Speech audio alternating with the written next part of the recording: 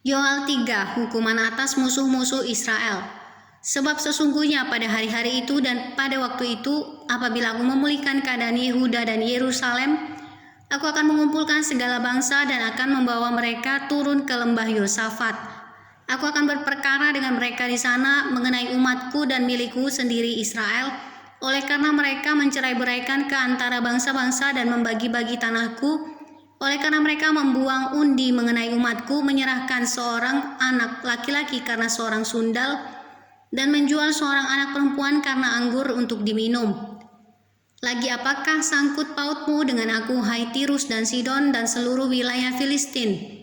Apakah kamu ini hendak membalas perbuatanku? Apabila kamu melakukan sesuatu terhadap aku, maka dengan cepat, dengan segera aku akan membalikkan perbuatanmu itu kepadamu sendiri. Oleh karena kamu telah mengambil perakku dan emasku dan telah membawa barang-barangku yang berharga dan indah, yang indah-indah ke tempat-tempat ibadahmu, dan telah menjual orang-orang Yehuda dan orang-orang Yerusalem kepada orang Yunani dengan maksud menjauhkan mereka dari daerah mereka. Sesungguhnya aku akan menggerakkan mereka dari tempat kemana kamu menjual mereka, dan aku akan membalikkan perbuatanmu itu ke atas kepalamu sendiri.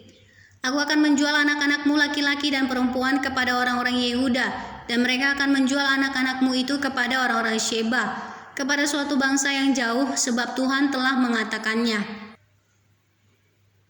Berkat Tuhan, berkat untuk umat Tuhan. Maklumkanlah hal ini di antara bangsa-bangsa. Bersiaplah untuk peperangan, gerakkanlah para pahlawan, suruhlah semua prajurit tampil dan maju.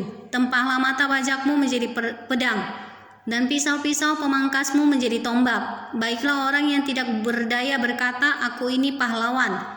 Bergeraklah dan datanglah, hai segala bangsa dari segenap penjuru, dan berkumpullah ke sana, bawalah turun ya Tuhan pahlawan-pahlawanmu.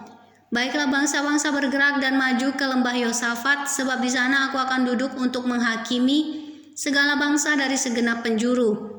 Ayunkanlah sabit, sebab sudah masak tuayan, marilah iriklah, sebab sudah penuh tempat anggur. Tempat-tempat pemerasan kelimpahan, sebab banyak kejahatan mereka. Banyak orang di lembah penentuan. Ya, sudah dekat hari Tuhan di lembah penentuan. Matahari dan bulan menjadi gelap, dan bintang-bintang menghilangkan cahayanya.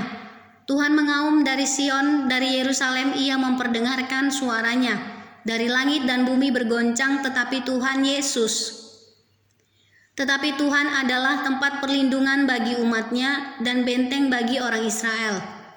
Maka kamu akan mengetahui bahwa aku Tuhan adalah Allahmu yang diam di Sion, gunungku yang kudus, dan Yerusalem akan menjadi kudus. Dan orang-orang luar tidak akan melintasinya lagi. Pada waktu itu akan terjadi bahwa gunung-gunung akan meniriskan anggur baru, bukit-bukit akan mengalirkan susu, dan segala sungai Yehuda akan mengalirkan air. Mata air akan terbit dari rumah Tuhan dan akan membasahi lembah Sitim. Mesir akan menjadi sunyi sepi dan Edom akan menjadi padang gurun tandus. Oleh sebab kekerasan terhadap keturunan Yehuda, oleh karena mereka telah menumpahkan darah orang yang tak bersalah di tanahnya. Tetapi Yehuda tetap didiami untuk selama-lamanya dan Yerusalem turun-temurun. Aku akan membalas darah mereka yang belum kubalas. Tuhan tetap diam di Sion.